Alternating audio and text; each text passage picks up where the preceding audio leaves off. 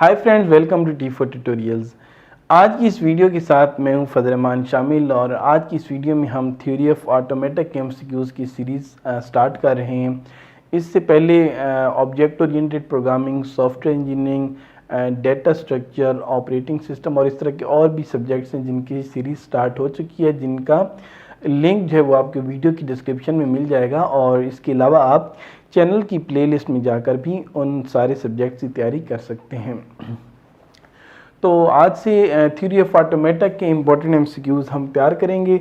तो आज की इस वीडियो में जो मैं आपके लिए एमसीक्यूज़ लाया हूँ वो हैं रेगुलर एक्सप्रेशन से रिलेटेड एमसीक्यूज़। इस एक वीडियो में हम 9 एमसीक्यूज़ को कवर करेंगे और हम इनको तसल्ली से समझने की कोशिश करेंगे ताकि इससे मिलता जुलता कोई भी एमसीक्यूज़ आपके पेपर में आए तो आप बड़ी आसानी से उसे सॉल्व कर पाएँ। इस स्क्रीन को आप पास करके, वीडियो को पास करके सरसरी से देख सकते हैं कि कौन कौन से एमसीक्यूज़ इस वीडियो में कवर होंगे। तो चलें स्टार्ट करते हैं हम अपनी पहली एमसीक्यूज़ से। Regular expressions are closed under union, intersection, Kleene star, all of these या फिर नन ऑफ दीज। आपको याद होगा कि ऑटोमेटा के कोर्स में आपने closure properties of regular expressions पढ़ी होंगी। तो ये उन्हीं से ये एमसीक्यूज लिया गया। आपसे ये पूछा जा रहा है कि रेगुलर एक्सप्रेशन जो हैं उनमें कौन कौन से ऑपरेशंस हो सकते हैं। तो चलें इसको थोड़ा सा एक्सप्लेन करके देखते हैं। अगर हम यूनियन की बात करें तो रेगुलर एक्सप्रेशंस में यूनियन हो सकता है। जिस तरह से मिसाल के तौर पर ये हमारे पास एक रेगुलर एक्सप्रेशन है, start with A B whole asterisk, यानी कि तमाम स्ट्रिंग्स ए से स्टार्ट होंगी और उसके बाद हो सकता है बिल्कुल नल रीड हो या फिर हो सकता है एक बी रीड हो या हो सकता है बहुत सारे बीज रीड हों। इसी तरीके से हमारे पास एक और रेगुलर एक्सप्रेशन है, स्टार्ट विद बी और उसके बाद या नल रीड होगा या बहुत सारे एज रीड होंगे। अब ये हमारे पास दो रेगुलर एक्सप्रेशंस हैं और अगर हम इन दो रेगुलर एक्सप्रेशंस का यूनियन लेना चाहें तो कुछ यूनियन इस तरीके से आएगा। यूनियन से मुराद क्या है कि रेगुलर एक्सप्रेशन 1 भी, वो स्ट्रिंग जो रेगुलर एक्सप्रेशन 1 में है वो भी हम कवर करेंगे और वो स्ट्रिंग जो रेगुलर एक्सप्रेशन 2 में है वो भी हम कवर करेंगे और एक फाइनल रेगुलर एक्सप्रेशन हमारे सामने आएगी। जिस तरह से आप ये वाला जो रेगुलर एक्सप्रेशन का पार्ट था ये मैंने यहाँ पे लिख दिया और ये वाला जो रेगुलर एक्सप्रेशन 2 था ये मैंने यहाँ पे लिख दिया और दरमियान में मैंने आर ऑपरेटर लगा दिया, यानी कि ये रेगुलर एक्सप्रेशन या फिर ये रेगुलर एक्सप्रेशन, ये दोनों रेगुलर एक्सप्रेशन जो हैं ये पॉसिबल हैं। तो ये हमने क्या किया यहाँ पर, ये हमने यूनियन किया। तो पहला जो है ये तो हो गया ट्रू कि रेगुलर एक्सप्रेशंस के दरमियान यूनियन कोऑपरेशन हो सकते हैं। चलिए अब हम देखते हैं कि रेगुलर एक्सप्रेशंस में इंटरसेक्शन होता है या नहीं होता। अब यहाँ पर हम देखें हमारे पास एक रेगुलर एक्सप्रेशन है, स्टार्ट विद बी और उसके बाद बहुत से बीज आ सकते हैं या बिल्कुल नल भी रीड हो सकते हैं। और इसी तरीके से रेगुलर एक्सप्रेशन एक और हमारे पास है जिसमें या तो बिल्कुल नल हम रीड करेंगे या फिर बहुत सारे बीज रीड करेंगे और जब भी बीज रीड करेंगे तो डबल बी होगा। जिस तरह ये देखें ना, अगर बी आएगा तो 2 टाइम्स आएगा या फिर 4 टाइम्स आएगा या इस तरीके से 6 टाइम्स एंड सो ऑन। अब हम चाह क्या रहे हैं, अब हम ये चाह रहे हैं कि हमने इन दोनों रेगुलर एक्सप्रेशन की आपस में इंटरसेक्शन करनी है। तो इंटरसेक्शन के कॉन्सेप्ट से आप वाकिफ हैं कि इस रेगुलर एक्सप्रेशन और इस रेगुलर एक्सप्रेशन के दरमियान में जो कॉमन स्ट्रिंग्स होंगी वो इंटरसेक्शन कहलाएंगे। अब यहाँ पर ये इंटरसेक्शन एरिया, तो अब हमने एक ऐसी रेगुलर एक्सप्रेशन बनानी है जिसमें वो स्ट्रिंग्स आएँ जो कि इस रेगुलर एक्सप्रेशन में भी थी और इस रेगुलर एक्सप्रेशन में भी थी, दोनों में सेम है, वो हमने यहाँ पर डालनी है। तो यहाँ पर जो हमारे पास इंटरसेक्शन के बाद रेगुलर एक्सप्रेशन आएगा वो आएगा बी बी और उसके बाद बी बी होल स्टेरिक। तो इसको हम कहते हैं जी इंटरसेक्शन। तो इसका मतलब ये हो गया कि यूनियन के साथ साथ इंटरसेक्शन भी पॉसिबल है। अब हम बात करते हैं क्लीन स्टार क्लोजर की।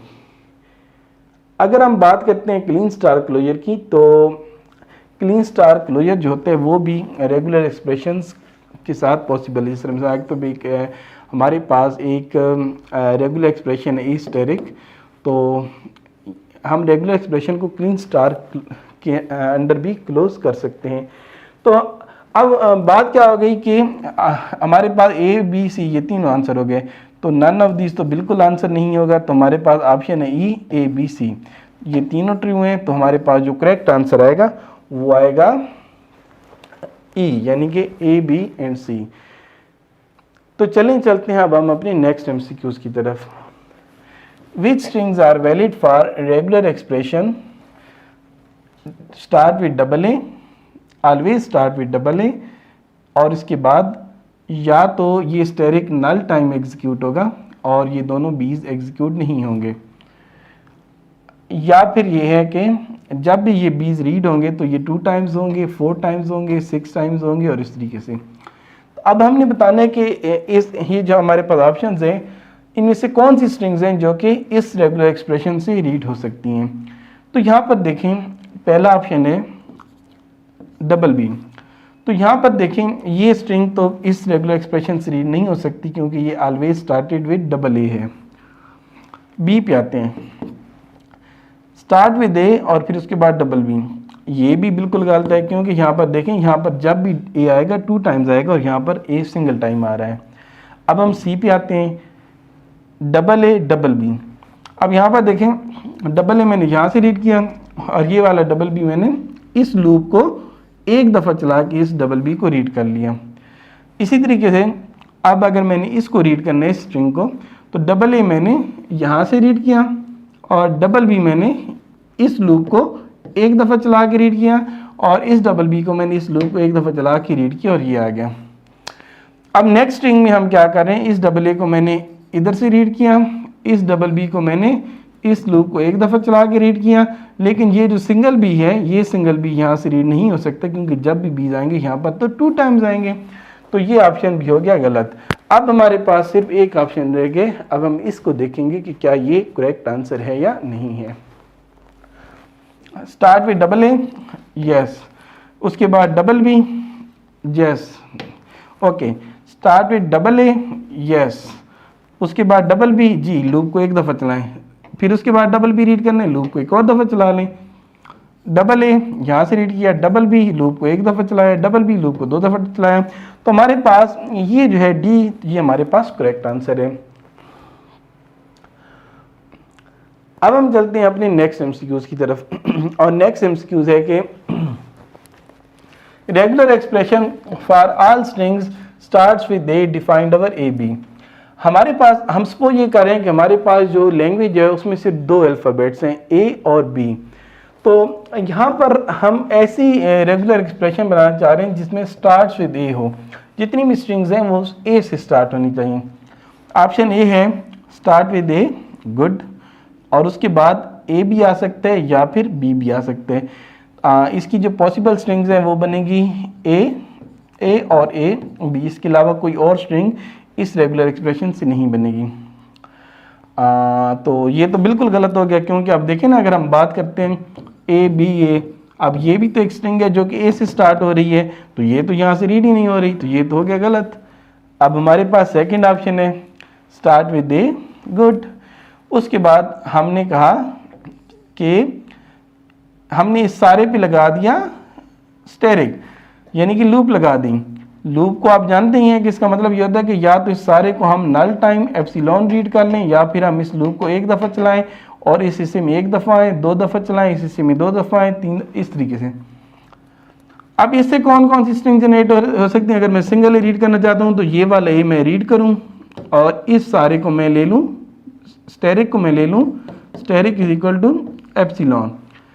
अच्छा, अब अगर मैंने डबल ए रीड करना है तो मैं कैसे रीड करूंगा, एक इस ए को रीड करूंगा और इस स्टेरिक वाली लूप को मैं एक दफ़ा रन करूंगा और इस हिस्से में मैं एक दफ़ा आऊँगा। जब मैं एक दफ़ा इस हिस्से में आऊँगा तो ये मुझे कहेगा कि या ए रीड करो या बी रीड करो, तो मुझे अब ए चाहिए तो मैं ए रीड कर लूँगा। तो इस तरीके से ये सारी स्ट्रिंग्स रीड होती जाएंगी।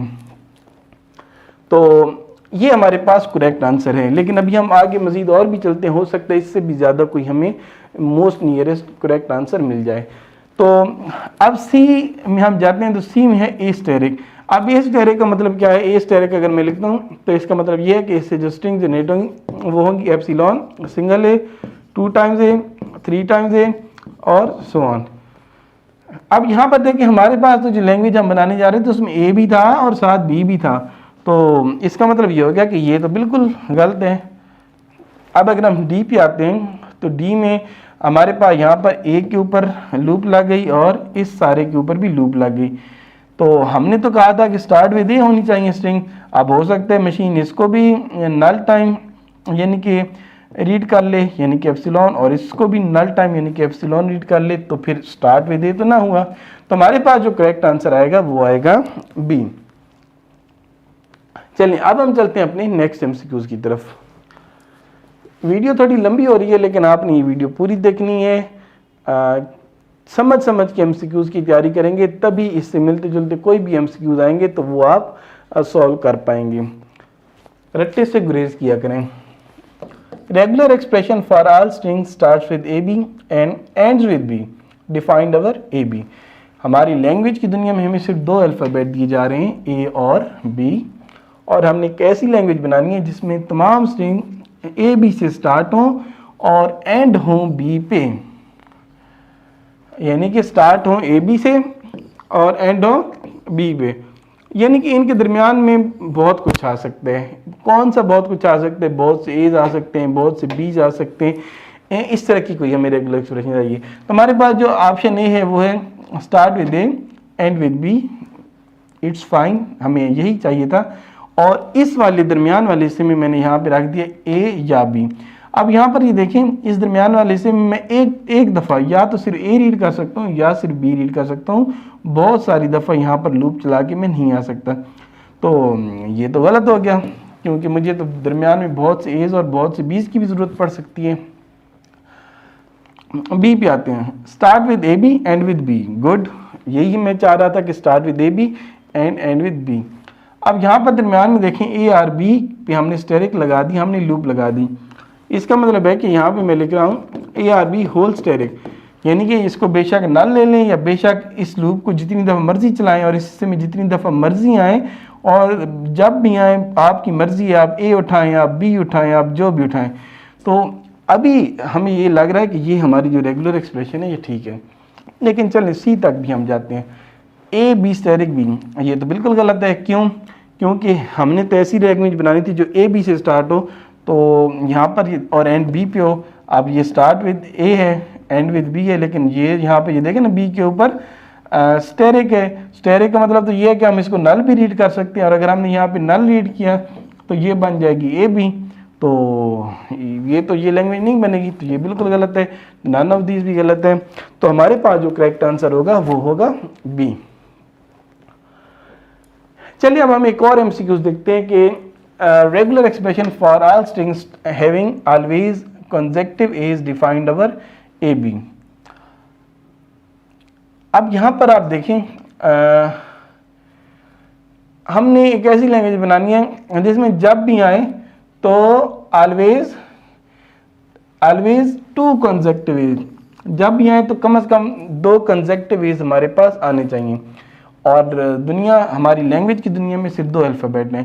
Option A start with A or B, double A or B, बिल्कुल ये गलत है क्योंकि बड़ी स्ट्रिंग्स भी तो आ सकती है ना, जैसे डबल ए बी, अब वो तो इससे रीड नहीं हो सकती, तो ये गलत हो गया। डबल ए बी स्टेरिक, अब इसकी अगर हम बात करें तो ठीक है कंजक्टिव आ रहे हैं, लेकिन देखें ना डबल ए और अगर मैं रीड करना चाहूँ बी डबल ए, तो अब ये एक स्ट्रिंग है जो कि इस लैंग्वेज का पार्ट है, लेकिन ये इससे रीड नहीं हो रही, तो ये भी गलत है। अब मैं अगर बात करूँ double A or B whole asterisk, तो ये हमारे पास करेक्ट रेगुलर एक्सप्रेशन है। क्योंकि अगर मैं इसको लिखता हूँ double A or B whole asterisk, तो इसका मतलब ये हो गया कि मैं इस हिस्से में जितनी बार मर्जी आना चाहूँ आ सकता हूँ। मैं इससे एप्सिलॉन भी रीड कर सकता हूँ, इस स्टेरिक को नल टाइम चला के, इस स्टेरिक को वन टाइम चला के मैं डबल ए रीड कर सकता हूँ, मैं बी रीड कर सकता हूँ, मैं डबल ए बी रीड कर सकता हूँ, मैं डबल ए बी रीड कर सकता हूँ, और इस तरीके से ये सारी स्ट्रिंग्स रीड कर सकता हूँ। तो हमारे पास जो करेक्ट आंसर है वो है सी। तो ये रेगुलर एक्सप्रेशन पे मबनी एमसीक्यूज़ की वीडियो सीरीज़ का पहली वीडियो थी, आपने दूसरी वीडियो भी ज़रूर देखनी है। उसका लिंक आपको मिल जाएगा वीडियो की डिस्क्रिप्शन में, नहीं तो आप play list theory of automatic play list में जाकर भी देख सकते हैं। फेसबुक पे एक ग्रुप भी क्रिएट किया गया है जिसमें कंप्यूटर साइंस की एमसीक्यूज़ की तैयारी कराई जाती है और आपको नोटिफिकेशंस दी जाती हैं कि जब भी कोई नई वीडियो अपलोड होती है। तो चैनल को सब्सक्राइब ज़रूर करें और फेसबुक ग्रुप को भी ज्वाइन करें, और कोई भी क्वेश्चन है तो कमेंट करके ज़रूर बताएं। शुक्रिया, खुदा हाफिज़।